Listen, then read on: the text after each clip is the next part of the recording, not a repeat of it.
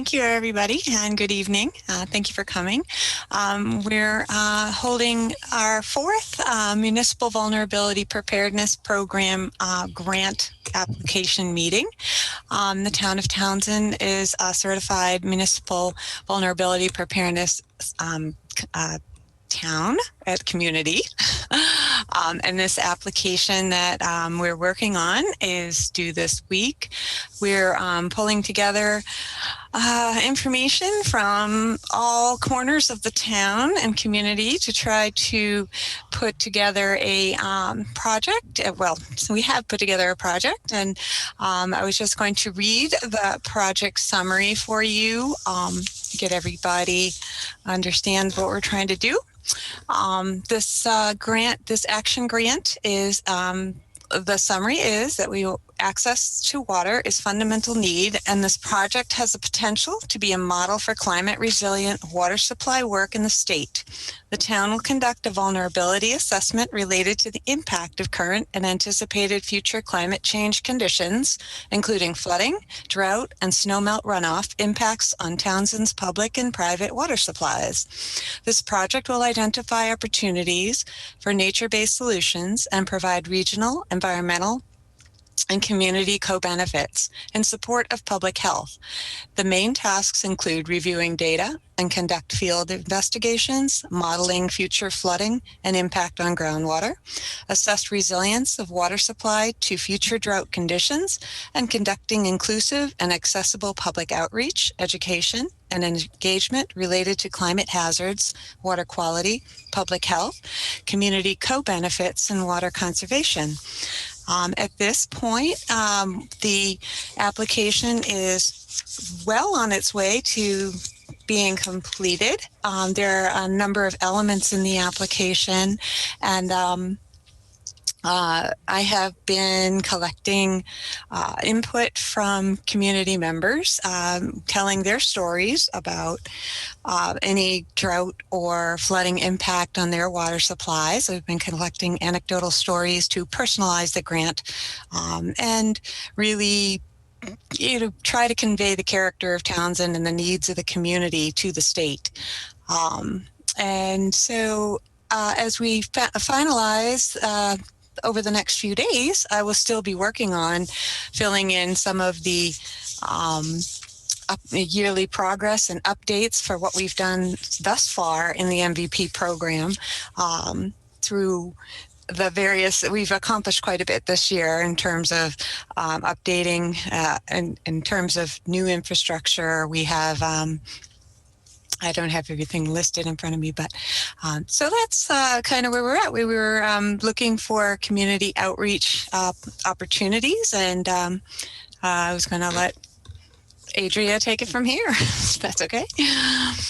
Absolutely. I wanted to stress what you mentioned about the stories, because we know what we've heard previously is that the reviewer who ultimately looks at the application may not know the town.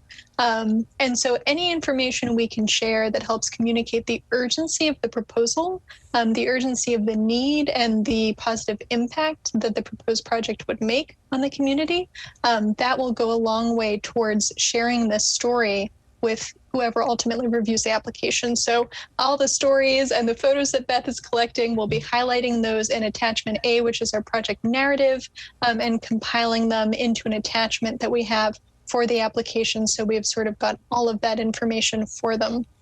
Lauren and I were also chatting before we started about the letters of support section. Beth has been leading the charge on that as well. I think we're up to 22 letters, which is incredible.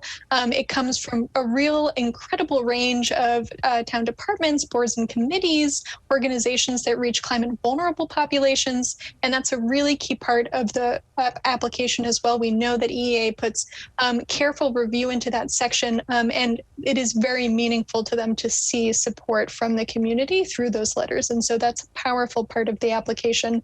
I can say that all the different portions that Beth had touched on, there's a number of different attachments to this application. Weston and Sampson has been working on attachments A and B. Attachment C is not needed for this application, so that's great. Beth mentioned you're working on attachment D. It's looking great. We've completed attachment E, which gets us the bonus point for our application. So that rundown is just to say that we've either completed or substantially are in progress on all of the application pieces. So I think we're really in a good place. Awesome. All right. That's great. So, basically, we were going to talk to Lauren a little about student engagement, and I didn't know if you had any sort of way to bring that up and explain to her how that would work. Absolutely. Yeah. So we know EA is looking for creative community engagement formats. We would love to reach youth and students in the community. There might be a couple of ways that this plays out. We are proposing to have sort of a backpack flyer to send a flyer home with students to reach their families and get the word out about some engagement opportunities, which could be, take a survey online or join us at our next public meeting or check out the project website for the most up-to-date information. We would also love to have some sort of work with students directly, whether it was a student group, maybe that is involved in sustainability, or an honors student group, something like that. If there's anything that comes to mind, a way we could sort of directly engage with students, we would love to hear your recommendations. So, well, hi, and thank you for, reaching out. It's very excited to be involved in any way we can. Just listening to you speak, we have several. I'm going to separate this into two groups of students. So we have a very big service group at our school, whether it be National Honor Society or our different local service organizations at the school. And they have service hours that they are more than willing to. He went mute. Happened in order to stay, participants. They do a lot of community service. These kids I can just speak for them, they're amazing. And so they, as far as organizing, they have to, they take on these projects and they run them. They become leads. We call them coordinators. So we can set up, a group with coordinators that, they'll do this outreach. They'll do a lot of this work, and they'll brainstorm ways that, via social media, reaching out to the community in ways that sometimes, we may never, the ideas will flow. And then, I'm an advisor of that group, some of those groups, and then some of my colleagues advise those groups. So I would recommend that from my perspective and what I have access to and how we generally run things is that we assign this as a part of a service opportunity or an opportunity for students to get involved in their community. And we have a task for them to accomplish throughout the year, and they will be very active. I know they will in organizing and in accomplishing those tasks. The other piece I see, and this is from as a science person and the science perspective, we have so much equipment. We have a great resources at the high school. It's a new high school. The whole community has supported our outfitting the science department, and we have a lot of water quality tests equipment, from dissolved oxygen probes to sediment probes, temperature, velocity, nitrates, phosphorus, runoff. So as far as field studies and getting data, that would be a great science club undertaking. And it would be really great from my perspective, rather than having the kids, groups doing 30 different things that I have to advise, having one consistent piece that students that are interested in take on throughout the course of the year works is a better fit, if you will, than an hour here, an hour there, an hour here, an hour there for that kind of work. So we have a science club, we have a service opportunities, and then in our environmental science program itself, ways to introduce field studies, outreach. So I think the big thing is time. I can't do it tomorrow. But if we start planning it now, this could be a thing that we run all next year. And so. Okay, great. Thank you. That's excellent. And to get to your point about timeline, we expect that EEA will announce the grant award maybe around August. So the project wouldn't start before September. That's perfect. Well, it's exciting, exciting opportunity for our students. Wonderful. Thank you very much. And Adria, what would you recommend we do for the application in terms of this new information? Yeah, this is so helpful. We had included a little bit more general information in attachment A and in the scope about working with students to host an outdoor activity related to water supply and the environment. So I think I can go in there and add a little more specificity with these opportunities related to service opportunities, working with the science club, capturing data. I think we've got some tasks in the scope related to data collection, and we had proposed, doing some work with the water department's interns, but I think we could also add, doing some work with students in the science club. So I think this gives us great detail to add some of that, more of that specificity to the application. Excellent. And then that reminds me as well, we also have interns. Oh, great.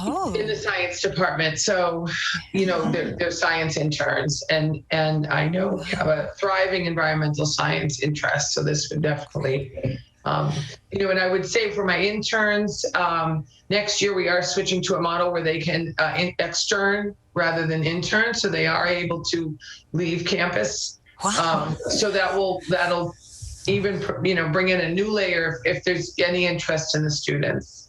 Fantastic. Yes, that's great.